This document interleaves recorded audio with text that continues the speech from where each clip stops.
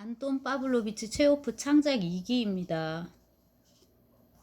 대략 이제 1886년부터 잡는데요. 이때는 정말로 좋은 작품을 많이 쓰고, 그 다음에 이제 여러분이 제목하고 작품 내용을 일치시키지 못해서 그렇지, 제가 지금 작품을 소개를 하면, 아, 그 작품이었어? 뭐 그 작품 어디서 본 것 같아. 이렇게 생각이 드시는 것들이 덜어 있을 겁니다. 예를 들자면 이제 그 86년에 보시면 우수, 요거 이제 최근 번역으로는 슬픔 뭐 이렇게도 번역하고 가끔 비애 이렇게도 번역을 하는데, 마부 이오나라는 중년 남성이 이제 주인공입니다. 근데 오늘 아들이 죽었어요. 아들이 대학생이었나 뭐 아무튼 학생이었는데 죽었는데, 아들을 이제 묻어야 되는데 장례 치를 비용도 없고 그래가지고 그냥 그 병원에 해부용으로 헐값에 이렇게 팔다시피 하고 이제, 근데 본인은 먹고 살아야 되니까 오늘도 이제 그 마부 일을 나갔습니다. 그리고 이제 마차를 모는데 아들을 잃은 슬픔 때문에 그 일에 집중이 잘 안 되는 거예요. 그러니까 계속 이제 손님을 이렇게 태우고 가면서도 그 얘기를 계속 하고 싶은 거예요. 오늘 아들을 잃었다는 얘기를. 근데 말을 좀 꺼낼상 싶으면은 손님들이 아 뭐라고? 그러면서 또 자기들 이야기를 하는 거예요. 아 맞아 뭐 그 술집에 뭐 어땠지. 아까 먹은 뭐 음식에 뭐가 어땠지. 이런 식으로 해서 이제 하루 종일 일을 하고도 아들의 그 죽음과 그런 것들에 대해서 충분히 이제 얘기를 하지 못해서 슬픔이 계속 이제 내면에 축적되어 있는 그런 상황입니다. 이제 집에 돌아와서 말을 묻고, 이오나가 말 옆에 앉아가지고 말을 상대로 말에게 오늘 있었던 슬픔을 이야기합니다. 이 말이 앞말인가 이렇거든요. 자, 너에게 아들이 있었어. 근데 그 아들이 지금 죽은 거야. 그럼 넌 얼마나 슬프겠니? 이런 식으로 이제 슬픔을 하소연하는 이야기입니다. 근데 얼마나 그 이오나의 마음속이 캄캄했으면은 그 등불을 들고서 뭐를 찾으려고 해도 도저히 찾을 수 없었을 것이다 라는 식의 아주 되게 그 가슴을 저미는 문장이 나오는데, 아무튼 이제 잘 쓴 소설인데 이게 좀 짧고 이래갖고 수업에서는 제가 다루지 않지만은 여러분 오다 가다가 부딪히면은 좀 유념해서 보시고요. 아뉴따 요건 이제 어떤 대학생 얘기였던 것 같아요. 대학생이, 아뉴따가 사람 이름이거든요. 얘가 이제 여자친구 이런데 해부학 공부한다고 이렇게 애 옷 벗겨놓고 이렇게 막 뼈 그리고 이런 게 생각이 나고, 방가 요것도 되게 재밌는 소설입니다. 시골에 굉장히 짧아가지고 체업 소설이 대부분 그렇지만 이것도 그러해서 학부 시절에 강독 교재로 읽은 기억이 납니다.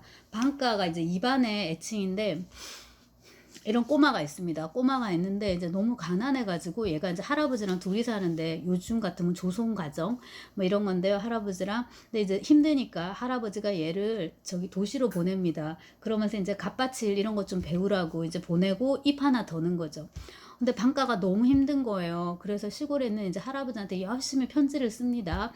할아버지 안녕하세요. 저는 지금 이런 거 하고 있는데 뭐 밥도 잘 못 먹고 뭐 잠자는데도 뭐 너무 춥고 일 못하면 막 얻어맞고 너무 힘들어요 이러면서 다시 할아버지가 있는 시골로 가고 싶고 어쩌고 저쩌고 씁니다. 그래서 이렇게 편지를 딱딱 접어가지고 봉투에 딱 넣어가지고 이제 예쁘게 이렇게 포장을 한 다음에 열심히 주소를 씁니다. 모스크바에 있는 방가가, 그 다음에 이제 수신인 주소가 중요하잖아요. 시골에 있는 누구누구 할아버지에게 이렇게 한 다음에 얘는 이제 책통에 딱 넣고, 이제 조만간 할아버지가 이 편지를 받고서 나를 데리러 오겠지라는 이제 생각을 하고 이제 소설이 끝나는 그런 굉장히 슬픈 아이러니를 담고 있는 소설입니다. 그래서 초기 그 제가 관리의 죽음 할 때 강조를 했었는데, 그때는 황당무계한 희비극이지만 그래도 조금 더 희극 쪽에 초점을 맞췄다면, 후기로 갈수록 최업이 이제 우울증도 조금 심해지고요. 그러면 나이 들면 다 그렇게 됩니다만은 우울증도 조금 심해지고, 그 다음에 이제 성숙하면서, 원래도 충분히 성숙한 채로 이제 문단에 나타난 작가이긴 했지만 더 성숙하면서 작품의 이제 무게도 더해지게 됩니다. 그리고 이제 그 87년에 이제 쓴 거 보시면 베로치카, 이거는 성사되지 않는 연애를 다룬 연애 소설인데 체홉 특유의 그 심드렁한 이제 이런 연애를 다루게 됩니다. 그나마 조금 연애 같은 연애가 이제 그 개를 데리고 다니는 부인인데, 그건 이제 제가 스캔 떠서 올려놔서 여러분 읽어보시고요. 요것도 되게 재밌는데, 제가 의사 이름을 까먹었습니다. 어떤 의사가 지금 굉장히 큰 슬픔에 잠겨 있어요. 아들이 죽었어요. 근데 이 아들이 이제 하나 있는 아들이고, 그 다음에 이제 의사는 머리가 희끗희끗 새기 시작했고, 의사의 부인 역시도 이제 마찬가지인 거예요. 그래서 이 아이는 하나 있었고 동시에 마지막 아이, 둘이가 다시 아이를 가질 가능성도 없는 이미 그런 나이입니다. 그렇게 깊은 슬픔에 젖어 있는 의사한테 이 상인 좀 부자 그런 이제 사람이 옵니다. 와가지고 지금 자기 아내가 아파서 죽어가고 있으니까 왕진을 가달라고. 그래서 옛날에는 의사가 참 3D, 일단은 왕진을 가야 된다는 것 자체가 너무 버겁고, 그 다음에 이제 이런 지방 의사, 시골 의사, 카프카의 이제 그 단편 제목대로 시골 의사, 그 다음에 보바리 부인에서 엠마 보바리의 남편의 직업 시골 의사.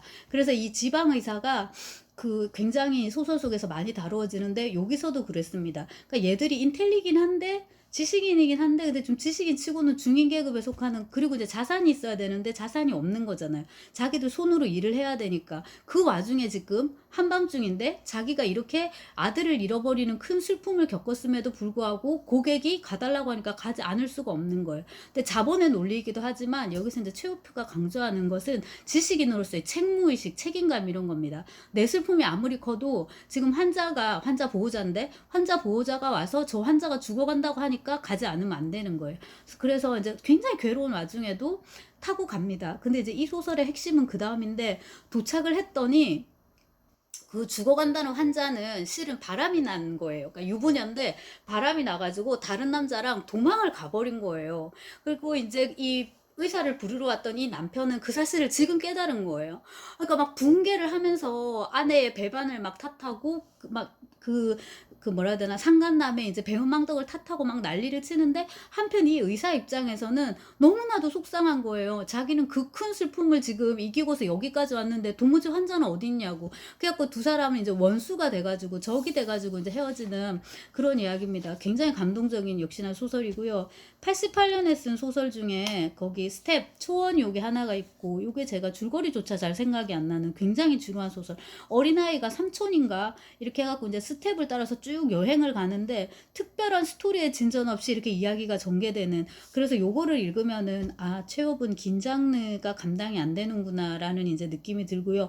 반면에 짧게 쓰면서 이제 뭔가 핵심적인 거를 던져주는, 그 다음에 이제 우리 삶의 어떤 비의 이런 걸 딱 포착한 한 장면을 딱 제시를 하는 거죠. 길어봤자 한 두세 장면 정도 제시할 때 제일 좋은데, 그 밑에 보면은 그 자고 싶어라 요런 거 이제 그렇습니다.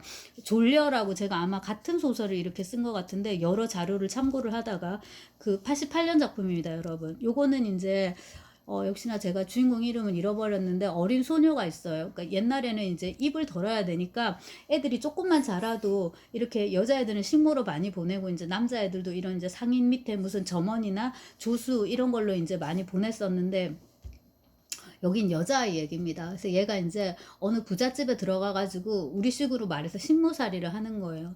근데 하루 종일 너무나도 일을 많이 해요. 이 아이의 관점에서 얘기를 하거든요. 뭐 바렌 까라고 합시다. 바렌 까야, 방 닦아라, 쌀 씻어라, 콩나물 다듬어라, 뭐 해라, 이거 갖다 줘라, 저거 갖다 줘라. 이 와중에 이제 갓난아이를 돌보는 역할까지 하는 거예요. 이제 밤이 되니까 자기도 졸려가지고 죽겠는데 갓난아이를 이렇게 재워야 되거든요. 그래서 A가 이제 요람에 이렇게 앉아 이렇게 누워 있는데 애를 이렇게 흔드는 거예요. 흔들면서 자라 자라 하는 거예요. 얘가 자야지 나도 자니까. 그래서 바렌가 계속 자라 자라 하면서 하는데, 갓난애들이 잘 안 잡니다, 여러분. 계속 빽빽빽 우는 거예요. 근데 나는 지금 졸려 죽겠는 거예요. 근데 얘가 먼저 자야지 내가 잔단 말이에요. 그래서 자라 자라 하는데 애가 안 자니까는 막, 얘는 근데 너무 졸려가지고 지금 정신이 혼미해 옵니다. 그래서 그 부분 묘사가 굉장히 시각적이에요. 초록빛 불빛, 빨간색 불빛, 주황색 불빛들이 흐릿흐릿하면서 시야가 이제 점점 혼미스러워지는데, 그게 이제 그 정신줄 놓는 그 소녀의 그 내면을 더 잘 보여주는 거죠. 자라 자라 자라 앉으니까 조용히 두 손을 아이에게 딱 얹고 힘을 딱 줍니다. 그래서 이제 살인이죠, 여러분. 근데 이제 그거를 어린아이의 의식 속에서 이렇게 이제 묘사를 해서 섬뜩함이라고 이제 표현할 수도 있고요. 그런 것들이 이제 잘 포착하는, 역시나 아주 잘 쓴 소설이고, 발작 이런 것도 좋습니다. 요거는 대학생이 나오는데, 대학생이 한 3명인가 나왔던 것 같아요. 뭐 법대생, 미대생, 뭐 무식이생 이렇게 했는데, 얘들이 유학을 찾아갑니다. 그래가지고 매춘이라는 주제에 대해서 체오프가 되게 진지하게 고민해본 이제 그런 소설이고요. 줄거리는 지금 잘 생각이 안 나네요. 내기도 재밌는데 파리 원어로는 그런데, 요것은 체오프답지 않게 굉장히 추상적 이고 구도자적인 그런 소설인데요. 자본가하고 변호사가 내기를 합니다. 그렇게 하고 이제 그 종신형 그런 거에 대해서 이제 서로 의견을 주고받다가 변호사가 내가 25년인가 제가 연도 까먹었는데 이 정도로 형을 살게 해주라. 내가 완전히 갇혀 있겠다. 대신에 내가 이거를 버티면은 너는 나한테 돈을 이만큼을 줘라. 근데 이제 중간에 만약에 내가 이거를 버티지 못하면은 그러니까 네가 이기는 거다 이런 식으로 내기를 하거든요. 그게 이제 어느 날 밤에 있었던 얘기고 25년인가 시간이 지났어요. 지나고 내일이면 딱 시간이 차는 거예요. 그리고 이제 바로 전날 시점에서 이 사업가가 생각을 해요.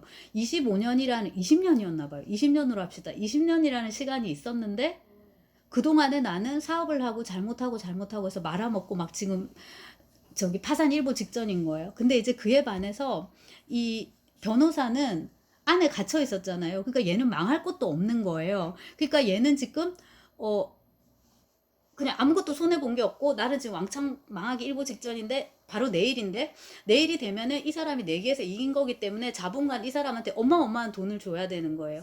그리고 절대 이제 마시면 안 돼요. 그러면 안 돼요. 그 다음에 이제 감옥에 들어가기 전에 이 변호사가 감옥이 아니라 자기가 자처한 감옥인데 25살인가 이랬는데 20년이 지나봤자 45살밖에 안 되는 거예요. 그래서 자본가가 안 되겠다. 들어가서 저놈을 죽여야겠다 생각하고 이제 들어가게 되거든요. 한편 이제 이 변호사의 입장이 있는데 변호사는 이 감옥에 갇혀 있는 20년 동안 온갖 짓을 다 합니다. 그거에 대한 또 묘사가 상세해요. 1년 동안은 무슨 책만 쭉 읽고 그 다음은 또 무슨 책만 쭉 읽고 나머지는 또 음악을 굉장히 열심히 배워요. 또 음악을 열심히 또 배우고 그 다음은 또 종교서적만 쭉 읽습니다. 또 얼마간의 기간 동안은 외국어만 쫙 배워요. 그래서 이 소설을 읽으면은 온갖 그 지적인 것에 대한 체오프의 욕구 이런 것도 엿볼 수가 있고 체오비라고 해서 이런 식의 지적인 허영이라면 그렇고 좀 공명심이라고 해도 그렇고 근데 이제 상대적으로 도스옙스키나 톨스토이에 비해서 공부하는 거를 표를 안 내는 작가잖아요. 그러니까 톨스토이나 도스옙스키는 자기들이 책도 많이 읽고 막 외국어도 할 줄 알고 뭐 등등등 그런 거를 작품 속에 되게 뽐내는데 체오프는 기본적으로 다루는 인물도 다 이렇게 하층민들을 많이 다루고 아니면 어린아이들이나 그렇게 이제 평민들 심지어 이제 거의 천민들을 이렇게 이제 많이 다루기 때문에 그런 게 안 보이는데 요 내기라는 소설을 읽으면은 체오프 안에 들어있는 그런 인텔리겐치아의 면모 그다음에 이제 그런 지식을 향한 열망 같은 거 이런 거를 이제 볼 수 있다는 거죠. 그래서 그거를 변호사가 다 한번 실험을 해보는 거예요. 자기 온몸으로 다 겪어보고 그다음에 소리쳐 울기도 하고 뭐 좌절도 해보고 다 해봅니다. 자 그리고 이제 마지막인 거죠. 내일 밤이 이제 지금 딱 하루가 이제 하루도 안 남고 이제 몇 시간 남은 건데 자본가가 문을 열고 들어가 봐요. 들어가 보는데 이 사람이 지금 잠들어 있든가 이런데 그 유서를 써놨어요. 근데 그 유서에다가 여사여사 자기가 이제 모든 거를 다 시험해보고 이제 어떤 허무에 이르렀다 이런 식의 아주 철학적인 유서가 있고 자기는 아마도 내일 밤까지 안 있을 거다 하고 이제 이렇게 나오는 거죠. 그리고 이제 이 자본가는 조용히 다시 문을 잠궈놓고 나오는데 아니나 다를까 이 사람은 그 약속한 시간까지 충분히 개길 수 있음에도 불구하고 그러지 않고 쪽문을 열고서 나가버립니다. 근데 또 달리 말하면 이 20년 동안 도망을 안 칠 수 그러니까 도망을 칠 수 있었는데 그 갑갑함을 견디지 못하고 도망칠 수 있었음에도 불구하고 도망치지 않았다는 거죠. 이 소설도 여러분 번역이 돼 있는데 미름사 판본에 들어가 있는 것 같습니다. 제가 읽은 지 오래돼서 줄거리 세부적으로 기억은 못하지만은 체오프 소설 중에서는 유니크한 독특한 그런 분위기의 소설입니다. 되게 환상적이고요. 그렇죠, 여러분. 조건적이고 좀 체오프 같지 않은 그런 소설입니다. 자, 그러고 이제 1889년 보시면 리지아 아빌로바와 교우했다라고 유부녀의 여성 작가다 이제 이렇게 돼 있고요. 뭐 재미없는 사생활입니다. 그다음에 이제 형도 죽고 뭐 이런 얘기고요. 그러다 보니까 이제 지루한 이야기 이런 걸 썼다 돼 있는데 이게 번역이 없어가지고, 이제 제가 대학원 다니고 할 때는, 혹은 이제 제가 구하지 못해가지고, 요걸 이제 원어로 읽고, 논문도 이제 하나 썼었는데, 우울증과 틱장애를 앓고 있는 노 교수의 이야기예요. 굉장히 지루합니다. 그래서 이것도 이제 분량이 꽤 돼가지고 얼마 전에 창비에서 그러니까 한 권짜리 소설로 나왔어요. 근데 이런 역시나 긴 분량의 작품을 체오프가 감당하지 못한다가 1번이고요.